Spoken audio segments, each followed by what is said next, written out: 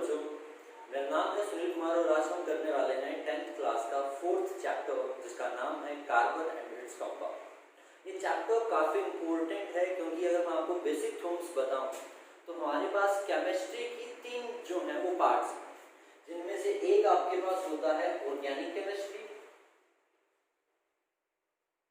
एक आपके पास होती है इनऑर्गेनिक केमिस्ट्री और एक है हमारे पास फिजिकल केमिस्ट्री।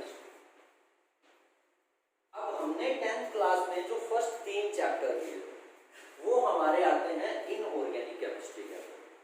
अभी जो ऑर्गेनिक केमिस्ट्री का पोर्शन है, ऑर्गेनिक दैट मींस कि जो किससे रिलेटेड हो, carbon, hydrogen, oxygen and nitrogen से मिलकर के जो पूरी केमिस्ट्री बनी हुई है।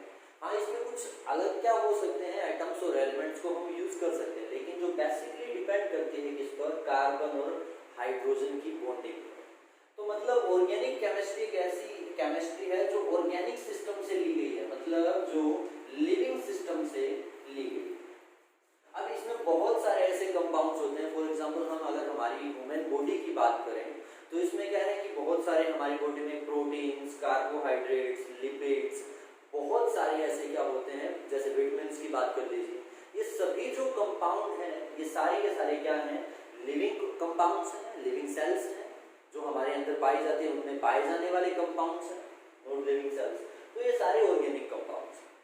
तो अब जो हमारा 4th चैप्टर है जिसका नाम है carbon and it's compounds, carbon and its compound, तो काफी इंपॉर्टेंट चैप्टर है। कुछ जो है 9th की भी टर्म्स आएंगे इसके अंदर जो मैं आपको साथ ही साथ बताता रहूंगा, जो आपने शायद पहले कर ली होगी, जैसे कि इलेक्ट्रॉनिक कॉन्फ़िगरेशन है जिसमें आपने ये देखा था कि इलेक्ट्रॉन्स कैसे के एलिमेंट शेल में फिल अप किए जाते हैं, कुछ पार्ट वो भी आएगा।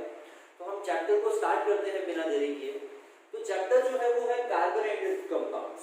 सबसे पहली बात कि कार्बन और इसके जो कंपाउंड्स हैं ये आपको मिलेंगे कहाँ पे।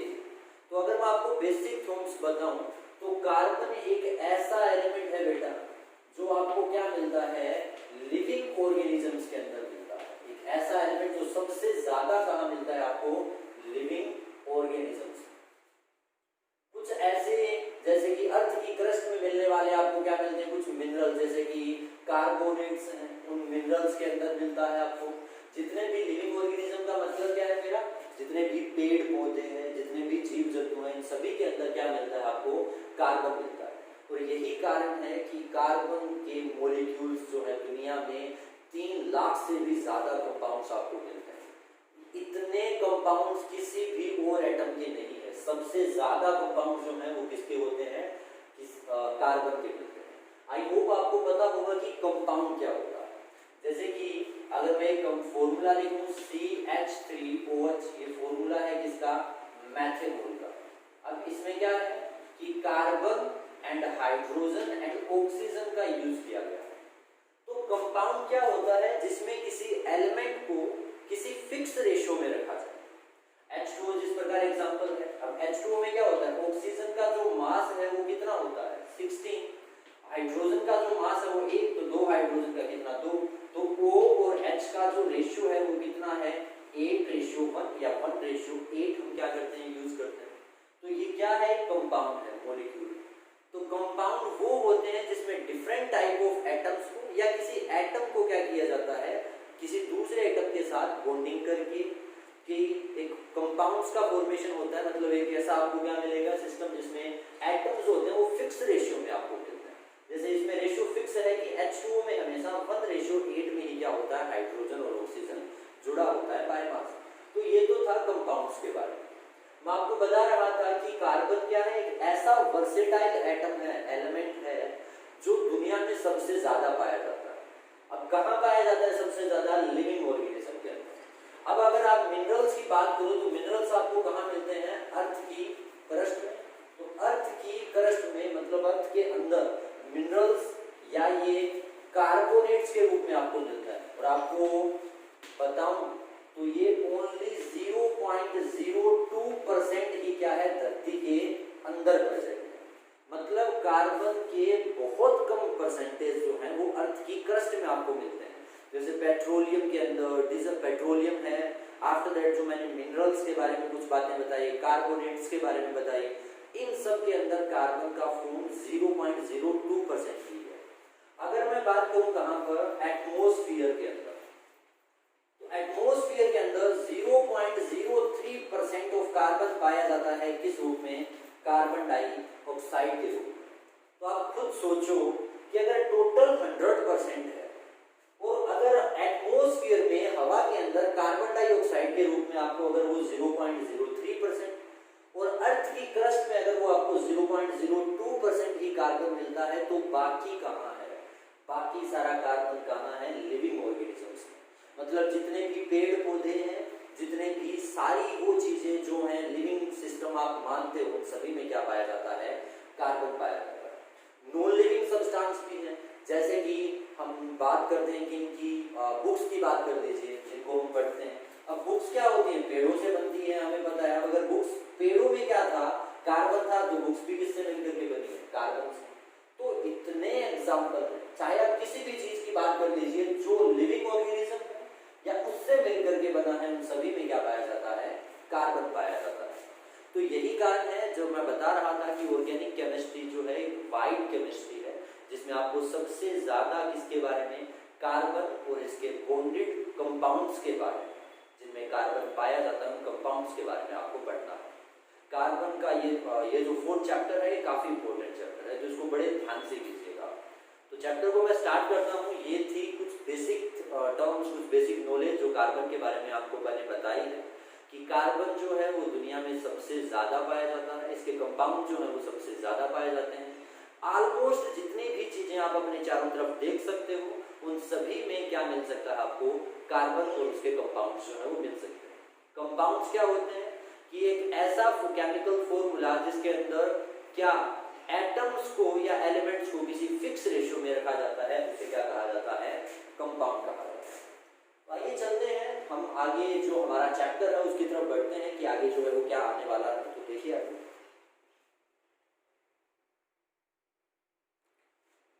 वैसे मैं आपको बता दूं, ये जितना भी पोर्शन है मैं आपको एनसीईआरटी के अकॉर्डिंग ही करा रहा हूं। तो उसके हिसाब से जो हमारे पास सबसे पहला पॉइंट आता है वो है बॉन्डिंग इन कार्बन एटम।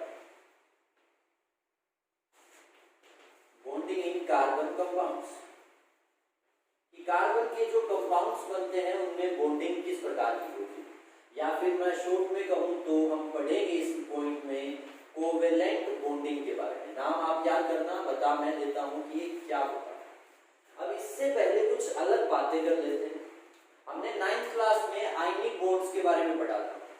अब आयोनिक बॉन्ड्स क्या होते हैं कि एक तरफ जैसे सोडियम क्लोराइड की अगर मैं बात करूं, अगर मैं सोडियम क्लोराइड को, नमक को पानी में डिसोल्व करता हूं, तो ये किसमें? Na पॉजिटिव और साथ में किसमें? Cl नेगेटिव में टूट जाता है। मतलब यहाँ पर क्या थे? इसके आपको आयंस मिल जाते हैं। तो आयनिक कंपाउंड क्या होते हैं? जो क्या होते हैं? डिसोसिएट होकर के, डिसोल्व होकर के किसमें डिसोसिएट होते हैं? आयंस में टूटते हैं, उनको हम आयनिक कंपाउंड कहते हैं। अब आयनिक कंपाउंड में चार्ज एक तरफ क्या होता है? पॉजिटिव, और एक तरफ क्या होता है? नेगेटिव। तो इसका मतलब आयनिक कंपाउंड्स जिनमें दो आपके पास क्या थे? डिफरेंट एटम्स थे, वो एक दूसरे के साथ जुड़े हुए थे। किसके द्वारा? एक पॉजिटिव और नेगेटिव के बीच में लगने वाली फोर्स ऑफ अट्रैक्शन से। मतलब कि सोडियम क्लोराइड यूं तो बना ही नहीं होगा, ऐसा तो है नहीं कि सोडियम घूम रहा था, क्लोरीन घूम रहा था, जुड़ गया अपने आप थोड़ी ना हुआ। सोडियम एक इलेक्ट्रॉन दे करके क्या आया था? उस पर पॉजिटिव चार्ज। क्लोरीन ने एक इलेक्ट्रॉन दे करके क्या आया था? उस पर नेगेटिव चार्ज।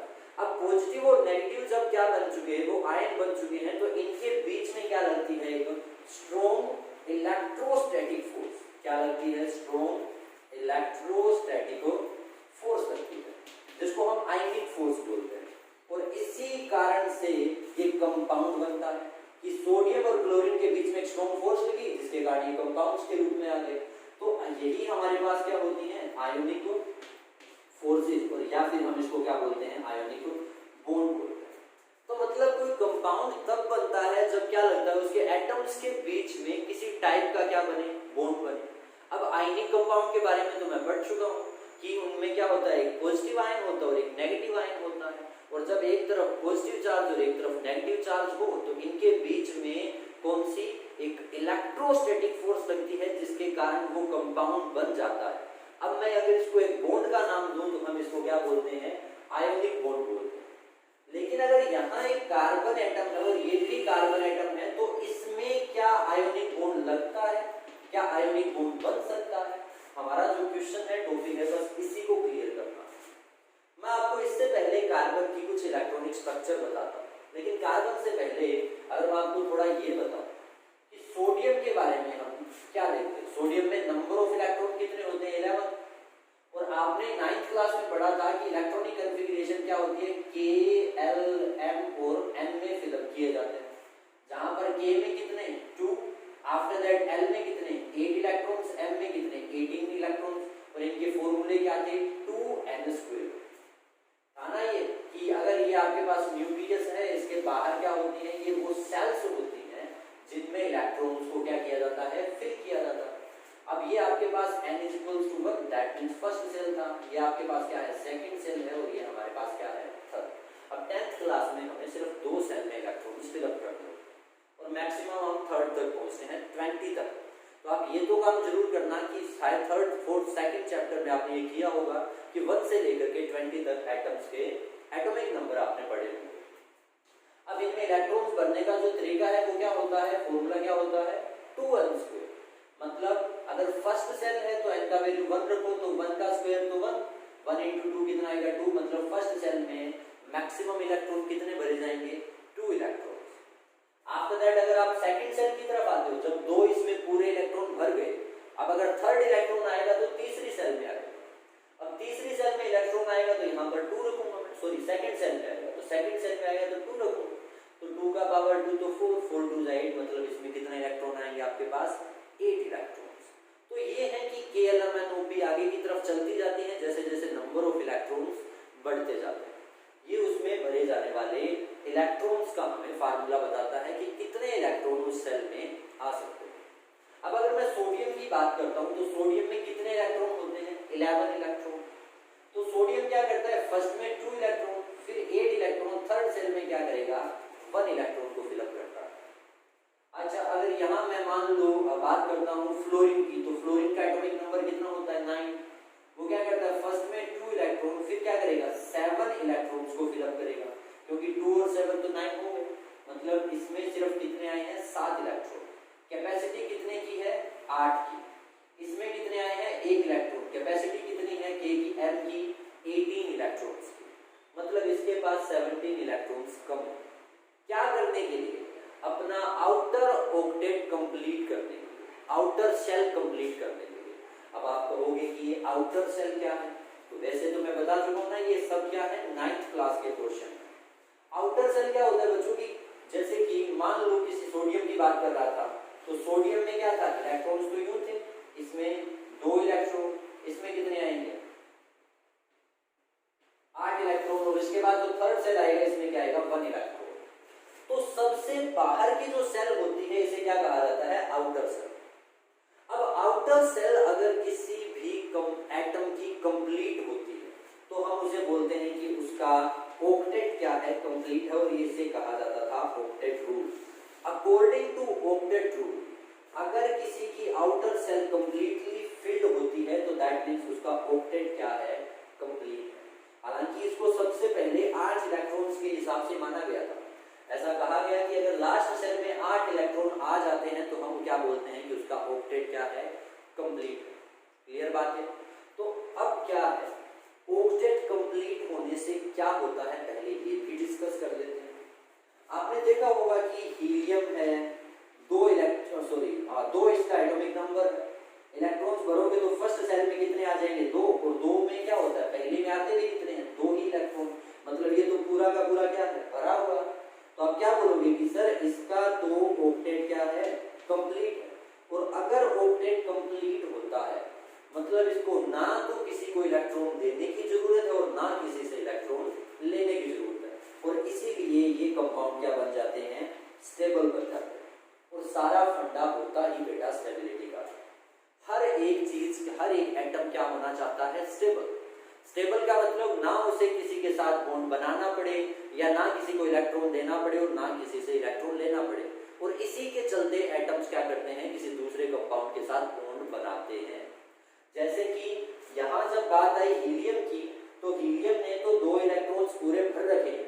अब इसका सेल, बाहरी सेल जिसको हम आउटर सेल बोलते हैं, वो कंप्लीट भरा हुआ है।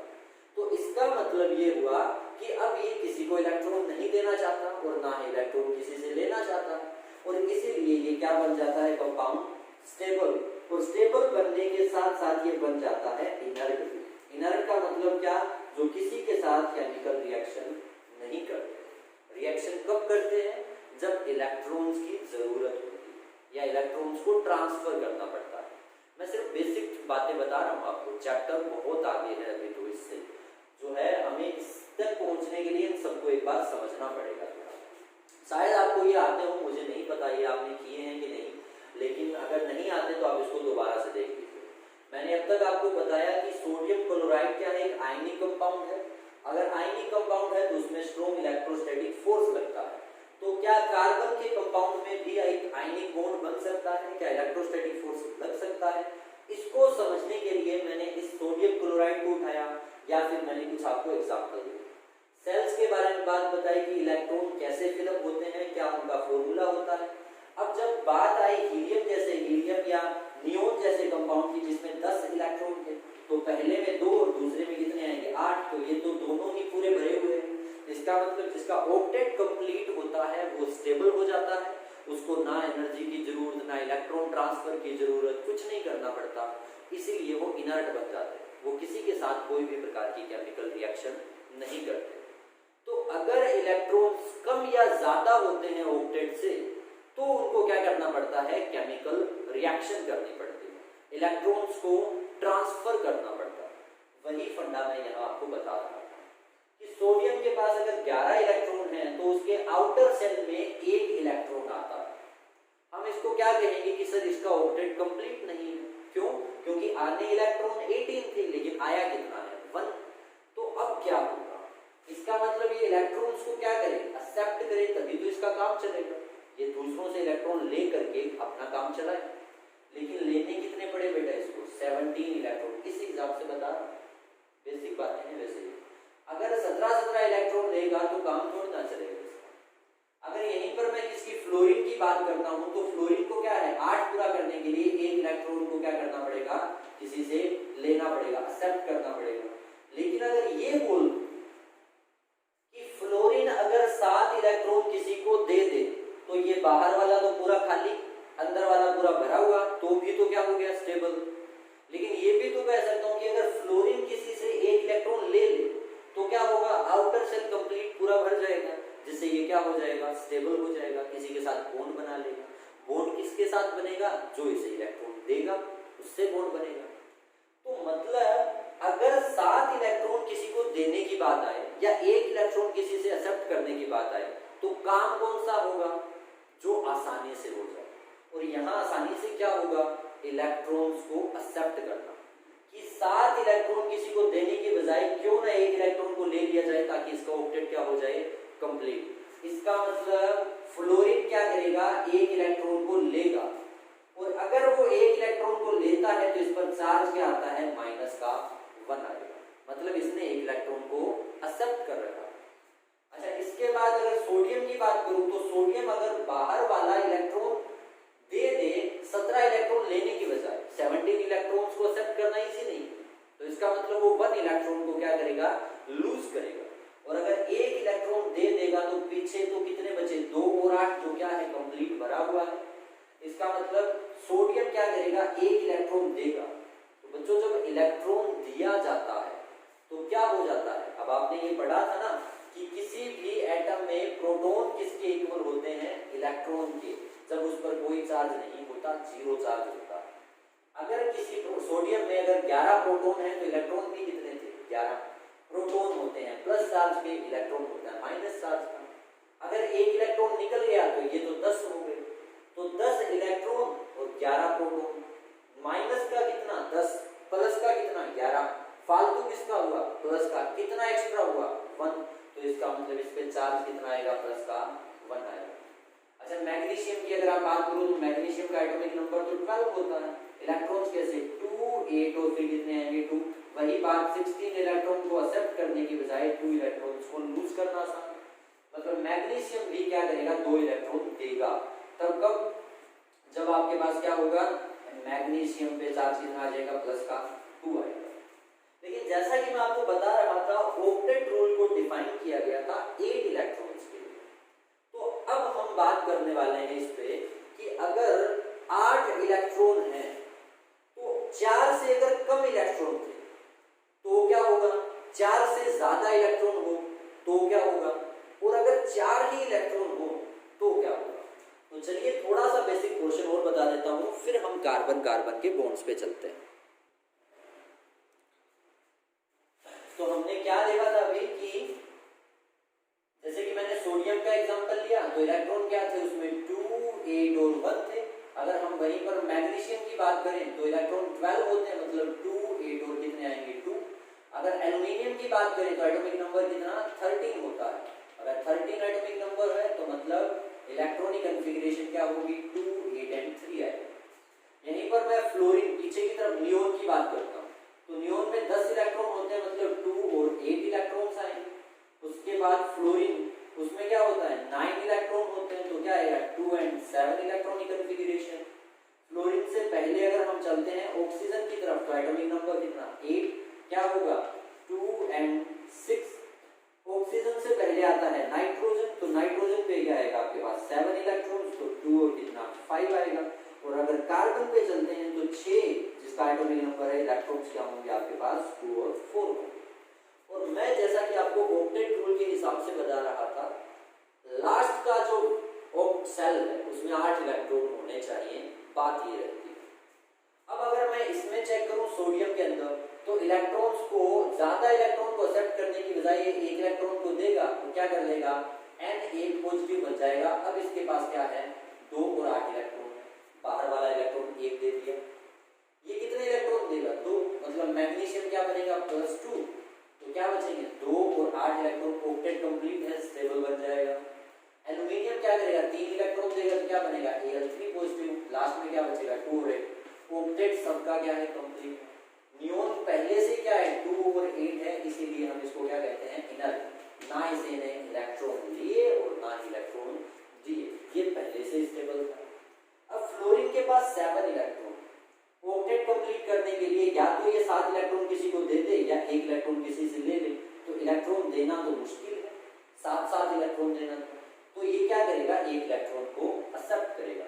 और जब 1 इलेक्ट्रॉन किसी से लेगा तो चार्ज आएगा -1। अब इसका भी ऑक्टेट क्या है 2 और 8, ये क्या करेगा 8 6 तो है, 8 पूरा करने के लिए 2 इलेक्ट्रॉन्स को एक्सेप्ट करेगा, मतलब ऑक्सीजन पे चार्ज आएगा -2 और इसका इलेक्ट्रॉनिक कॉन्फ़िगरेशन क्या हो जाएगा 2 और 8। नाइट्रोजन की अगर मैं बात करता हूं तो नाइट्रोजन पे क्या मिलता है आपको 3 इलेक्ट्रॉन चाहिए, मतलब ऑक्सीजन नाइट्रोजन 3 इलेक्ट्रॉन को एक्सेप्ट करके -3 ऑक्सीडेशन स्टेट पे आएगा और ये भी क्या हो जाएगा 2 और 8। तो यहां तक तो फंडा क्लियर था कि सर अगर आपको लास्ट में 8 इलेक्ट्रॉन देखने थे तो जैसे इसमें 1 2 और 3 इलेक्ट्रॉन थे, 4 तो इसमें आए थे, लास्ट में 8 आए थे, जैसे कि अगर 1 2 3 इलेक्ट्रॉन होते हैं तो हम उन इलेक्ट्रॉन्स को निकाल देते हैं ताकि अंदर वाला आपको पूरा भरा हुआ मिले।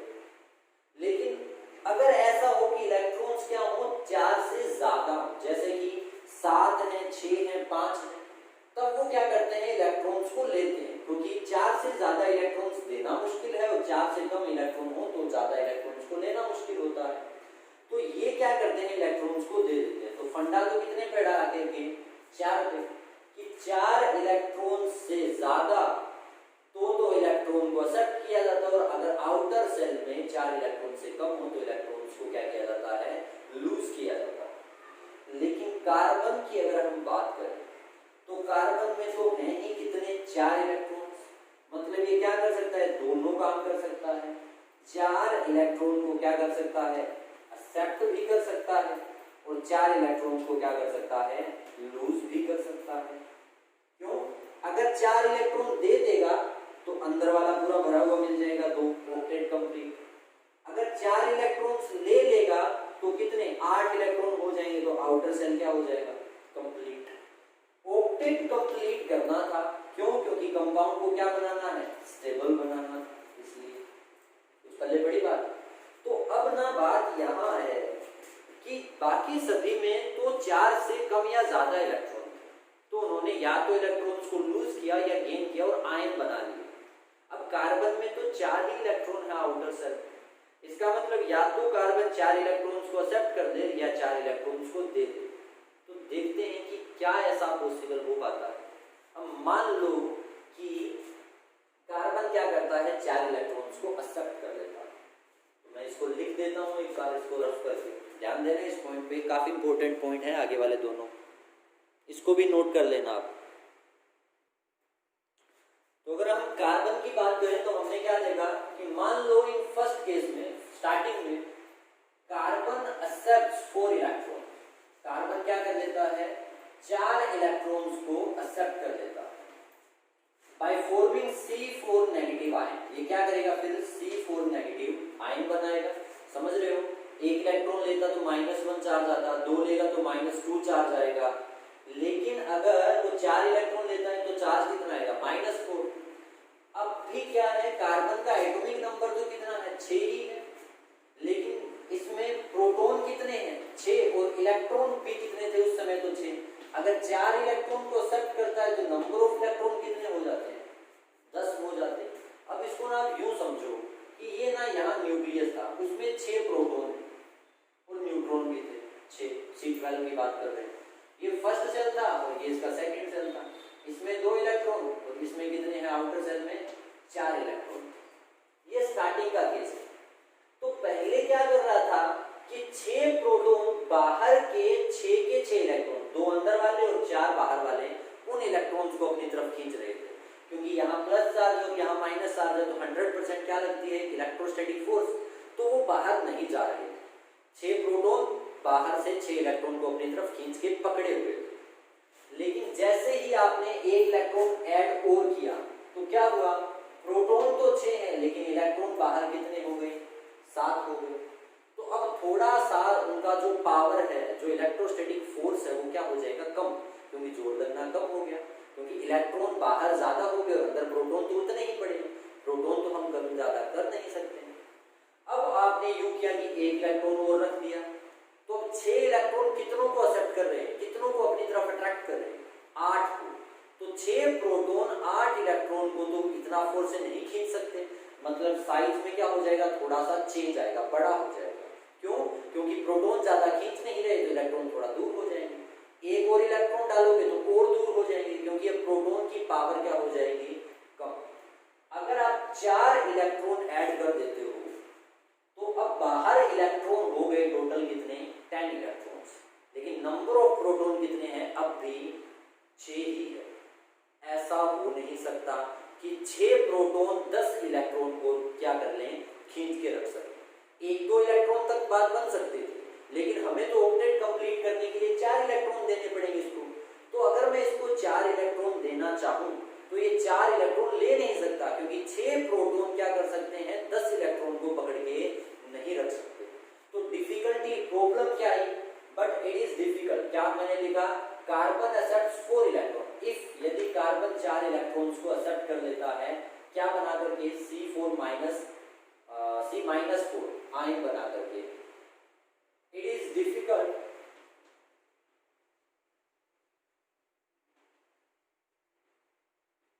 ये मुश्किल है 6 प्रोटॉन्स, कितने प्रोटॉन्स के लिए, 6 प्रोटॉन्स के लिए क्या कर पाना, टू होल्ड, पकड़ के रख पाना, टू दी 10 इलेक्ट्रॉन्स, किनको, 10 इलेक्ट्रॉन्स को पकड़ के रख पाना 6 प्रोटॉन्स के लिए क्या है, मुश्किल है। हेंस हम क्या कह सकते हैं कि carbon atom can not gain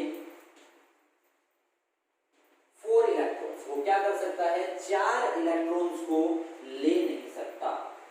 clear बात है, मतलब 4 इलेक्ट्रॉन ये ले तो नहीं सकता। तो अब हम दूसरे पॉइंट पे चलते हैं कि क्या ये 4 इलेक्ट्रॉन किसी को दे सकता है। तो चलिए देखते हैं सेकंड, इफ कार्बन एटम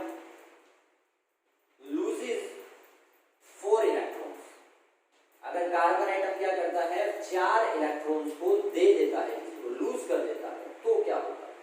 तो ये आयन किस प्रकार का बनाएगा? C+4 ion. क्लियर बात है? पॉजिटिव चार्ज आएगा ना, क्योंकि 4 इलेक्ट्रॉन देगा तो अब आप देखो वापस वहीं पे चलते हैं। अब क्या था, ये इलेक्ट्रॉन गायब, ये भी, ये। अब ना इस समय फंडा ये है कि 6 प्रोटॉन 6 इलेक्ट्रॉन को खींच रहे थे स्टार्टिंग के अंदर, लेकिन आप तो इलेक्ट्रॉन निकालोगे तो क्या होगा? गौर करो बात पे, आपने जैसे ही एक इलेक्ट्रॉन निकाला, अंदर प्रोटॉन तो 6 है, लेकिन बाहर इलेक्ट्रॉन कितने हो गए? 5। मतलब अब 6 बंदे अगर बाहर से 5 बंदों को खींचेंगे तो फोर्स तो स्ट्रॉन्ग लगेगी, मतलब वो और ज्यादा छोटा साइज हो जाएगा। थोड़ा सा छोटा साइज हो गया, फोर्स भी ज्यादा लगने लगी हर इलेक्ट्रॉन पे। आपने कैसे न कैसे करके एक इलेक्ट्रॉन को और निकाल दिया। तो अब क्या है, 6 प्रोटॉन, लेकिन इलेक्ट्रॉन तो कितने हैं? 4 ही। इसका मतलब अब 6 प्रोटॉन 4 इलेक्ट्रॉन को खींच रहे हैं, तो फोर्स और भी ज्यादा क्या लगेगा? स्ट्रॉन्ग लगेगा। अब एक और इलेक्ट्रॉन निकालोगे तो आपको इस बार एनर्जी, क्योंकि इलेक्ट्रॉन को निकालोगे तो वहां कोई तो एनर्जी रखनी पड़ेगी उसके बराबर की, तो आपको उस इलेक्ट्रॉन को निकालने के लिए ज्यादा अमाउंट ऑफ एनर्जी रिक्वायरमेंट होगी। क्या करने के लिए? एक और इलेक्ट्रॉन को वहां से निकालने के लिए। तो फोर्थ इलेक्ट्रॉन, सोच के देखो कि फोर्थ इलेक्ट्रॉन तक जाते जाते आपको कितनी ज्यादा अमाउंट ऑफ एनर्जी की जरूरत पड़ेगी।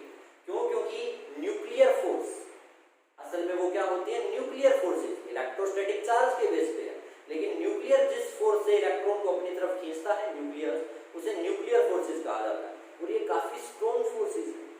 मतलब 6 प्रोटॉन 3 इलेक्ट्रॉन को जब खींच रहे हैं तो बहुत स्ट्रॉन्ग फोर्स लगती है। फोर्थ इलेक्ट्रॉन को हम इजीली नहीं निकाल पाते। एक लॉट ऑफ अमाउंट ऑफ हमें क्या चाहिए होती है? एनर्जी चाहिए होती है। और अब हर बार तो मैं ऐसा कर नहीं सकता कि कार्बन को इतनी एनर्जी दे दूं कि ये क्या कर दे, 4 इलेक्ट्रॉन निकाल दे अपनी आसानी से, तो ऐसा तो पॉसिबल है नहीं। मतलब कार्बन 4 इलेक्ट्रॉन अगर ले नहीं सकता तो 4 इलेक्ट्रॉन दे भी नहीं सकता। और इसका रीजन क्या होगा? ये क्यों मुश्किल है? It is not possible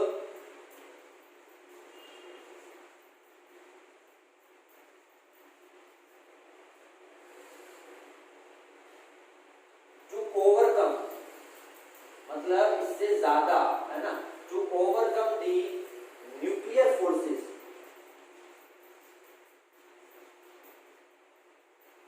between 6 protons and 2 electrons, sorry 3 electrons लिख देता हूँ मैं।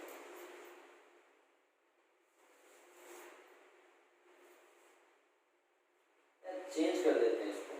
It is not possible to overcome the nuclear forces between the 6 protons and electrons लिख देता हूँ कि 6 प्रोटॉन्स और उन घटे हुए इलेक्ट्रॉन्स के बीच में जो फोर्सेस होती हैं उनको ओवरकम कर पाना, उनको तोड़ पाना इतना ज्यादा क्या है, मतलब इतना इजीली नहीं हो सकता। It is not easily possible की जगह it is not easy to overcome, because क्यों? We require a lot of amount, we require a lot of energy, a lot of energy, हमें ज्यादा एनर्जी की क्या होगी? जरूरत होगी टू इजेक्ट, बाहर निकालने के लिए दी थर्ड एंड फोर्थ इलेक्ट्रॉन। हमें तीसरे और चौथे इलेक्ट्रॉन को, थर्ड एंड फोर्थ इलेक्ट्रॉन, हमें थर्ड और फोर्थ इलेक्ट्रॉन को निकालने के लिए बहुत ज्यादा अमाउंट में क्या होगी? एनर्जी की जरूरत होगी। इसलिए हम क्या कर सकते हैं? ना तो एक साथ 4 इलेक्ट्रॉन उसके निकाल सकते हैं और ना हम उसके 4 इलेक्ट्रॉन उसको दे सकते हैं। तो इसका मतलब तो कार्बन क्या कर सकता है? ना तो C4- बना सकता और C+4 बना सकता, दोनों ही काम नहीं कर सकता। That means carbon can not form an ionic compound. ये पॉसिबल ही नहीं होगा कि कार्बन और कार्बन में क्या बन जाए? एक आयनिक कंपाउंड बन जाए, या कार्बन किसी के साथ क्या कर ले? एक आयनिक बॉन्ड बना ले। कारण, क्योंकि आयनिक बॉन्ड तो तब बनते हैं जब इलेक्ट्रॉन्स लिए जाएं या इलेक्ट्रॉन्स दिए जाएं, और कार्बन तो ऐसा कर नहीं सकता क्योंकि इसमें आउटर सेल में 4 इलेक्ट्रॉन होते हैं, और ये या तो 4 इलेक्ट्रॉन दे या 4 दे, ये दोनों ही काम नहीं हो सकते। तो कार्बन कैसे बॉन्ड बनाएगा? हमारा जो टॉपिक है वो यहाँ से स्टार्ट होता है। जो मैं बता रहा था बॉन्डिंग इन कार्बन कंपाउंड्स, कि कार्बन के कंपाउंड में बॉन्डिंग कैसे होती है। तो अब चलते हैं हमारे टॉपिक की तरफ। देखिए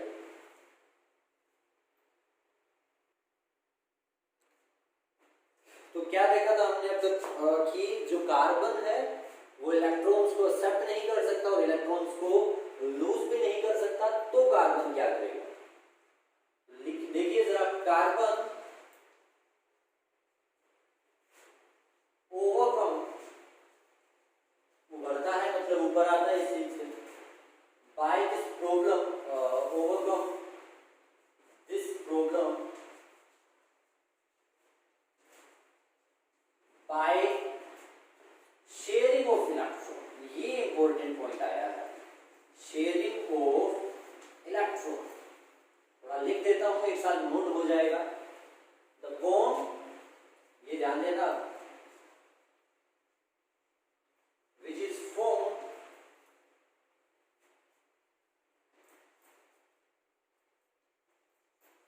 by sharing of electrons, the bond which is formed by sharing of electrons in atoms या outer electrons, ये भी था outer shell के इलेक्ट्रॉन जो होते हैं, electrons in atoms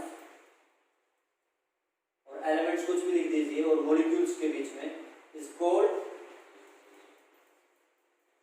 covalent bond. हम उसे क्या कहते हैं, कोवेलेंट बॉन्ड कहते हैं। तो कोवेलेंट बॉन्ड क्या है वो आप देखिए। और ये जरूरी नहीं कि सिर्फ कार्बन के अंदर ही क्या होता है, कोवेलेंट बॉन्ड बनता है।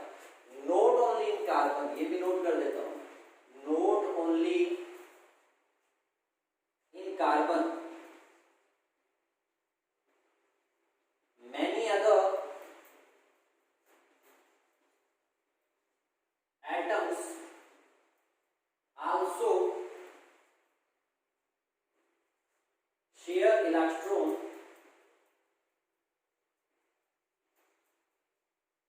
to form molecule। कि बहुत सारे ऐसे और भी क्या है एटम्स हैं जो क्या करते हैं, ना इलेक्ट्रॉन्स को एक्सेप्ट कर पाते और ना ही दे पाते, वो क्या करते हैं, शेयरिंग ऑफ इलेक्ट्रॉन कर लेते हैं। और शेयरिंग ऑफ इलेक्ट्रॉन काफी काम की चीज है। अब क्या बताया मैंने कि एक ऐसा बॉन्ड जो इलेक्ट्रॉन्स को शेयर करके, ना किसी को इलेक्ट्रॉन देना और ना किसी को इलेक्ट्रॉन लेना, साझेदारी करनी है, बराबर बराबर रखना है इलेक्ट्रॉन को। अब चार्ज कब आता है, जब पूरा इलेक्ट्रॉन किसी को दे दिया जाए। जैसे सोडियम क्या करता है, पूरा इलेक्ट्रॉन किसी को दे देता है, तो उस पर क्या आता है, इलेक्ट्रॉन की कमी आती है। लेकिन सोडियम अगर ऐसा कर देता कि किसी को इलेक्ट्रॉन एक बार दे दिया, फिर वापिस भी ले लिया, फिर दे दिया, फिर इलेक्ट्रॉन ले लिया, तो ये क्या बन जाता, शेयरिंग ऑफ इलेक्ट्रॉन। अब इससे क्या होता, सोडियम पे चार्ज भी नहीं है आता और उस पे ना प्लस बन पाता ना माइनस बन पाता और उसका ऑक्टेट भी क्या हो जाता, कंप्लीट। अब देखिए कैसे कंप्लीट हो जाता। अब कार्बन का तो थोड़ा बहुत फंडा समझ गए ना कि शेयरिंग ऑफ इलेक्ट्रॉन क्या होती है, वो मैं अब आपको बता देता हूँ। जैसे कि एटम्स हैं मेरे पास, किसके, सबसे पहले हाइड्रोजन का एग्जांपल लिया। अब हाइड्रोजन का एटॉमिक नंबर क्या होता है बच्चों, 1, मतलब इसमें नंबर ऑफ इलेक्ट्रॉन कितना है, 1 होता है। लेकिन फर्स्ट शेल में मिनिमम तो 2 इलेक्ट्रॉन होने चाहिए, तो ऑक्टेट तो तभी कंप्लीट होगा इसे। हालांकि इसको क्या कहा जाता है, डुप्लेट। 2 इलेक्ट्रॉन अगर पूरे करने होते हैं तो इसे डुप्लेट कहा जाता है। हाइड्रोजन क्या करता है, तो एक ही इलेक्ट्रॉन 2 चाहिए, तो एक इलेक्ट्रॉन को दे पाना और एक इलेक्ट्रॉन को ले पाना, बात तो एक कार्बन वाली ही आ गई कि कार्बन में क्या होता है, 4 इलेक्ट्रॉन, 4 दे पाना और 4 ही ले पाना। वैसा ही हाइड्रोजन में भी है। अब ऐसा हुआ कि हाइड्रोजन का एक और एटम है, ये हाइड्रोजन का एक एटम है, ये भी हाइड्रोजन का एक एटम है। इसके पास 1 इलेक्ट्रॉन है, 1 की कमी है, इसके पास भी 1 इलेक्ट्रॉन है, 1 की क्या है, कमी है। अब जैसे ही दोनों एटम क्या है, एक दूसरे के पास में है, तो वो क्या करेंगे, ये वाला, मान लो कोई बंदा आ गया चेक करने, जैसे स्कूल में आते हैं ना आजकल कॉपियां चेक करते हैं स्कूल से, वैसे अगर चेक करने आ गया तो इस बच्चे ने क्या किया, इसकी कॉपी को रख लिया, मतलब इस हाइड्रोजन ने क्या किया, एक बार के लिए इलेक्ट्रॉन इसे दे दिया। और जब ऐसा हुआ तो इस हाइड्रोजन के पास इलेक्ट्रॉन कितने हो गए, 2, तो ये तो बच गया मार से, काम इसका तो पूरा निकला। अब बारी आई इस घर की, यहाँ पे आए वो, तो देखा कि इधर एक इलेक्ट्रॉन तो इसका था, वो तो इसने झट से क्या कर दिया, अपना वापस ले लिया। और इसको बोला कि भाई इधर है तो तुम भी मदद कर, तो इसने भी क्या किया, अपना इलेक्ट्रॉन इसके साथ क्या कर दिया, शेयर कर दिया। अब इससे क्या हुआ, इसके भी दो इलेक्ट्रॉन क्या हुए, पूरे हो गए। तो हुआ कुछ ऐसा कि इस हाइड्रोजन के एटम ने और इस हाइड्रोजन के एटम ने, दोनों ने अपने इलेक्ट्रॉन्स को क्या कर लिया, इसको जब इसको जरूरत थी तो इसे मिले, इसको जब जरूरत थी तो इसे मिल गए। मतलब इन्होंने इलेक्ट्रॉन को पूरा नहीं किया, इलेक्ट्रॉन की सिर्फ क्या की, शेयरिंग की, एक बार के लिए इलेक्ट्रॉन दिया। तो जब ऐसा होता है कि कंप्लीट इलेक्ट्रॉन ट्रांसफर नहीं होता, जब इलेक्ट्रॉन को शेयर किया जाता है, उस समय जो बॉन्ड बनता है उसे हम क्या कहते हैं, कोवेलेंट बॉन्ड। क्या नाम देगा उसको, कोवेलेंट बॉन्ड। कोवेलेंट बॉन्ड जब बनते हैं तो क्या होता है, शेयरिंग ऑफ इलेक्ट्रॉन होता है।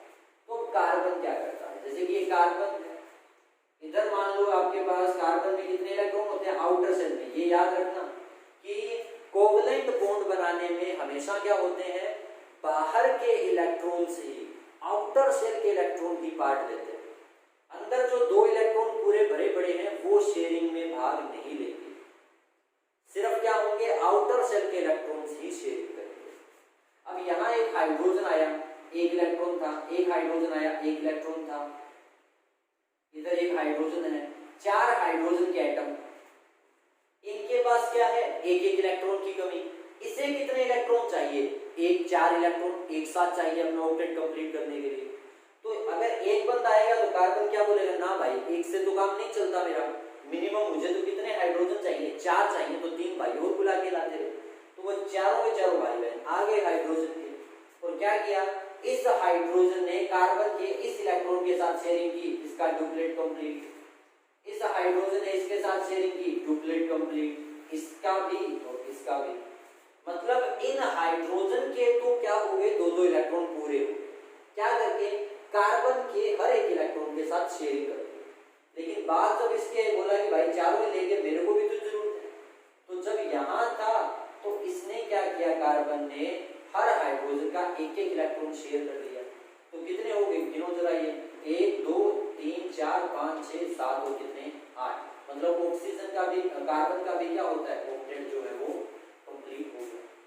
तो शेयरिंग करना एक ऐसा तरीका है, एक ऐसा सिस्टम है जिसमें क्या होता है कि कोई एक एटम किसी दूसरे एटम को कंप्लीट इलेक्ट्रॉन ट्रांसफर नहीं करता, वो क्या करता है, सिर्फ बस इलेक्ट्रॉन को शेयर कर देता है और एक बॉन्ड बना लेता है जिसे हम क्या कहते हैं, कोवेलेंट बॉन्ड। अब ये क्या बन जाएगा, CH4, जिसमें एक कार्बन के साथ कितने हाइड्रोजन जुड़ी हुई हैं, 4 हाइड्रोजन। तो अगर आप अपनी बुक में देखोगे तो आगे आपको कुछ स्ट्रक्चर्स दिखाई देंगे, वो स्ट्रक्चर जो है उसमें जिक्र मिलेगा आपको किसका, जैसे हाइड्रोजन का तो मैंने बता ही दिया, ऑक्सीजन की आप बात कर लीजिए। अब ऑक्सीजन में क्या होता है, देखो आप, 2 इलेक्ट्रॉन की कमी, क्योंकि क्या थे ऑक्सीजन का एटॉमिक नंबर 8, एक तरफ 2 इलेक्ट्रॉन, दूसरी तरफ कितने होते हैं, 6 इलेक्ट्रॉन। तो आउटर सेल में 6 इलेक्ट्रॉन थे, इधर भी एक ऑक्सीजन का एटम, इसमें भी कितने हैं, 6 इलेक्ट्रॉन। अब क्या करेगा, जब ऑक्सीजन को इलेक्ट्रॉन की जरूरत थी तो एक साथ कितने इलेक्ट्रॉन चाहिए थे, 2।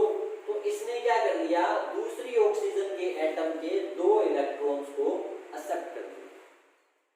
जब इस ऑक्सीजन की बारी आई तो इसमें भी 2 इलेक्ट्रॉन कम थे, अपने वाले 2 तो इसने वापस रख लिए, क्योंकि वो क्या होता है, एक बार के लिए इलेक्ट्रॉन दिए जाते हैं। अब अगर ये क्या करता है, फिर से बॉन्ड बनाए तो इसके क्या करेगा, 2 इलेक्ट्रॉन्स को फिर से एक्सेप्ट कर लेगा, ये इसके 2 हैं, यहाँ पर उसे, तो जब इसको जरूरत थी तो ये 2 इलेक्ट्रॉन को एक्सेप्ट कर लेगा। तो क्या हुआ, इस ऑक्सीजन और इस ऑक्सीजन ने 8 इलेक्ट्रॉन पूरे तो कर दिए, लेकिन एक साथ कितने कितने इलेक्ट्रॉन शेयर करके 2। मतलब अब कैसा कोवेलेंट बॉन्ड बना है, एक ऐसा कोवेलेंट बॉन्ड जिसमें एक साथ 2 इलेक्ट्रॉन की क्या हुई, शेयरिंग हुई। तो अगर एक इलेक्ट्रॉन की शेयरिंग होती है तो इसे सिंगल बॉन्ड, कल मैं आपको डेफिनेशन दिखाऊंगा, लेकिन मैं आपको बता रहा हूं बस इतना कि अगर 2 इलेक्ट्रॉन शेयर होते हैं तो बनता है डबल बॉन्ड। नाइट्रोजन में 3-3 इलेक्ट्रॉन की कमी होती है तो वहां क्या बनेगा, ट्रिपल बॉन्ड का फॉर्मेशन।